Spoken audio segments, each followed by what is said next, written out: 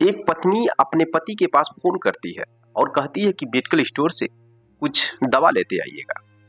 उसका पति medical store पे जाता है, लेकिन मांगने में शर्मा रहा था क्योंकि मेडिकल स्टोर के सामने कुछ कस्टमर खड़े थे।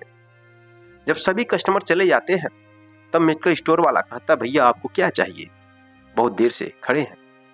तो वह व्यक्ति कहता है कि मुझे शक्तिवर्धक गोली चाहिए। मेडिकल स्टोर वाला शक्तिवर्धक गोली देता है, लेकिन वह व्यक्ति कहता है कि मुझे और चाहिए, बार बार आना पड़ता है और मांगने भी हिचक होती है। इसलिए मेडिकल स्टोर वाला उसे 8 रैपिड देता है और वह दवा लेकर वह व्यक्ति अपने घर पर चला आता है। पति और पत्नी भोजन करते हैं, रात में सो जाते हैं और जैसे ही सुबह होता है तो उसकी पत्नी तो जग जाती है, लेकिन उसका पति इस दुनिया को छोड़कर जा चुका था, यानी वो मर चुका था। जैसे पत्नी देखती है उसका पति मर चुका है तो चीखने लगती है, चिल्लाने लगती है। उसके बाद वो अपने भाई को फोन करती है, उसका भाई आता है, पुलिस भी आती है और पंचनामा बनाकर उसको दफना दिया जाता है। दफनाने के 24 घंटे बाद मालूम चलता है उस व्यक्ति की अचानक मौत नहीं हुई है, उसको किसी ने मारा है, जानबूझकर उसकी हत्या की गई है। दोस्तों, इस कहानी में पूरी सच्चाई हम बताएंगे। एक पारिवारिक घटना है, आपके परिवार में ऐसी घटना न घटित हो सके, इसलिए सच्ची घटना आपके सामने लेकर आया। तो चलिए जानते हैं इस घटना के बारे में विस्तार से। नमस्कार दोस्तों, मैं हूं संतोष, आप सभी का स्वागत करता हूं अपने इस YouTube चैनल में। दोस्तों, आज की सच्ची घटना की शुरुआत होती है उत्तर प्रदेश के कानपुर जिला से। कानपुर जिला का एक थाना लगता है बिठूर और वहीं का एक मोहल्ला है ध्रुव नगर। मैं बात कर रहा हूं 19 जनवरी 2025 सुबह 9:30 बजे की बात है। शबाना नाम की एक महिला सुबह जगती है और चीखने चिल्लाने लगती है क्योंकि उसका पति मर चुका था। इसके पति का नाम आवेद अली था।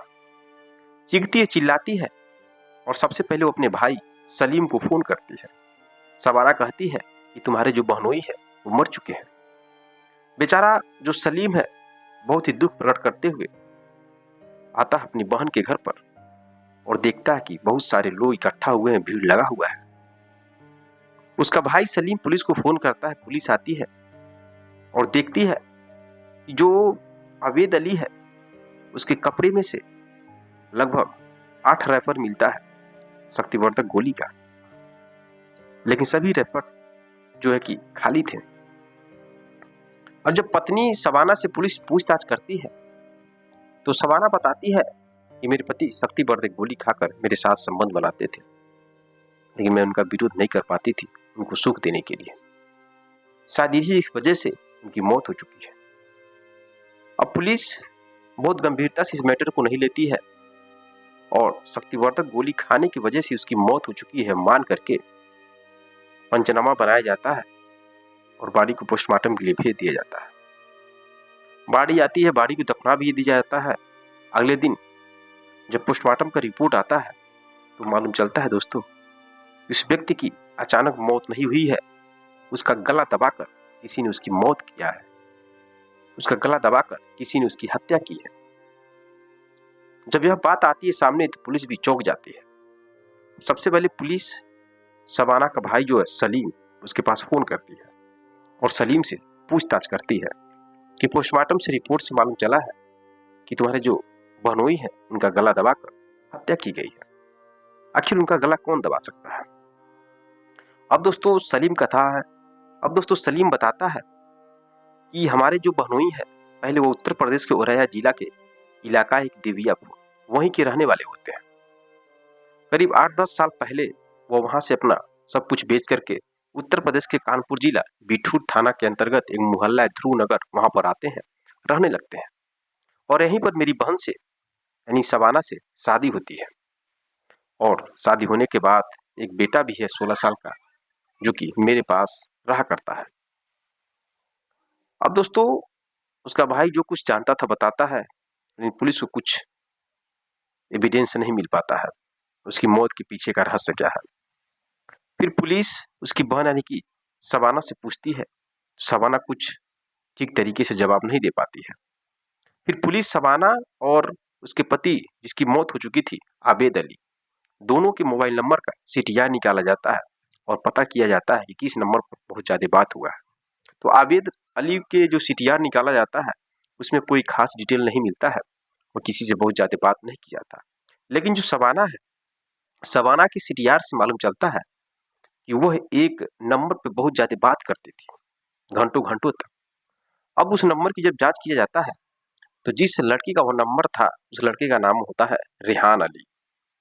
अब रेहान जो होता है, उसकी उम्र लगभग उस महिला से 20 साल छोटा था। अब पुलिस उस रेहान को गिरफ्तार करती है। रेहान को गिरफ्तार करने के बाद एक नई कहानी मालूम चलता है। दोस्तों 2024 का साल था, 2024 के स्टार्टिंग से ही जो शबाना है अपने मोबाइल में एक इंस्टाग्राम आईडी बनाती है और आईडी बनाने के बाद वो अपना पुराना फोटो, शादी होने से पहले का पुराना फोटो सब उसमें अपलोड करना शुरू करती है। इधर जो रेहान है वो भी अपना मोबाइल चलाता था और इंस्टाग्राम चलाते-चलाते इस महिला का जब आईडी पाता है तो उसको लाइक, चैट सब करने लगता है और धीरे-धीरे जो रेहान है उसकी दोस्ती हो जाती है शबाना से। क्योंकि जो रेहान है वो 20 साल छोटा था उस महिला से, फिर भी दोनों की दोस्ती हो जाती है। दोस्ती होने के बाद दोनों की दोस्ती इस कदर सर पे चढ़ता है कि दोनों एक दूसरे से प्रेम कर लेते हैं और शबाना उस लड़के से मिलने के लिए अपने घर पर भी बुलाती है। मौका देखकर कई बार बुलाती है, कई बार संबंध भी बनाती है। ऐसे प्रक्रिया चल रहा था। अब जो शबाना है वो बताती है रेहान से कि मैं अपने पति के साथ रहना नहीं चाहती हूँ। मेरा पति मुझे बहुत ही मारता है, पीटता है। इसी वजह से मेरा जो लड़का है वह मेरे भाई के घर पर जाकर रहता है। किसी भी तरीके से कुछ करो कि मैं इससे अलग हो जाऊँ। अब जैसे यह बात कहती है शबाना, तो रेहान एक प्लान बनाता है। रेहान का एक दोस्त होता है जिसका नाम होता है विकास। विकास बदायूं का रहने वाला होता है। विकास और रेहान 2019 में एक ही साथ दिल्ली में ऑटो चलाते थे और वहीं पर दोनों की दोस्ती हो जाती है। कुछ सालों के बाद जो विकास है वो पंजाब चला जाता है, वहां पर अपनी कोई जॉब करता है। रेहान अपने दोस्त विकास से फोन करता है और कहता है कि मैं एक महिला से प्रेम करता हूँ और उसको अपना बनाना चाहता हूँ। उसके पति को इस दुनिया से हमेशा के लिए हटाना है। तो उसका जो दोस्त है विकास वो मान जाता है क्योंकि उसके पास पैसे की जरूरत थी, उसको ऑटो खरीदना था और पैसे थे नहीं। इस वजह से उसका दोस्त मान जाता है। फिर रेहान शबाना को फोन करता है और बताता है कि मेरा एक दोस्त है और हम दोनों मिलकर उसको इस दुनिया से हटा देंगे। शबाना भी तैयार हो जाती है अपने पति को इस दुनिया से हमेशा के लिए दोस्तों हटाने के लिए। अब प्लान के अंतर्गत 17 जनवरी 2025 को रेहान और विकास जो कि कानपुर आते हैं, घंटाघर के एक होटल में ठहरते हैं 17 जनवरी 2025 को, और सुबह 18 जनवरी को शबाना 20,000 रुपए लेकर जाती है और विकास को दे देती है। प्लान के अंतर्गत अगले दिन 19 जनवरी रात 1 बजे का समय था। शबाना पहले अपने पति को दारू पिलाती है और नशे की हालत में कर देती है। फिर उसको दवा देती है, वो दवा खाता है और उसके साथ कुछ संबंध बनाने की कोशिश करती है, लेकिन वो बेहोश हो जाता है। बेहोश होने के बाद दोस्तों मौका देखकर वो फोन करती है और जो रेहान है और जो विकास दोनों बड़े आसानी से उसके घर में प्रवेश कर जाते हैं क्योंकि उसके घर में बस वो अकेली थी। उसका पति मेले में झूला लगाता था और पति घर पे था नहीं।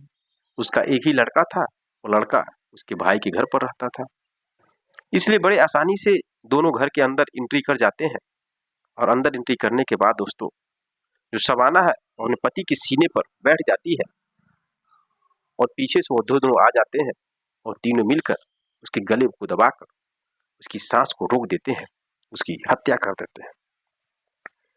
यानी कि शबाना अपने बॉयफ्रेंड और उसके एक दोस्त के साथ मिलकर अपनी पति की निर्मम हत्या कर देती है।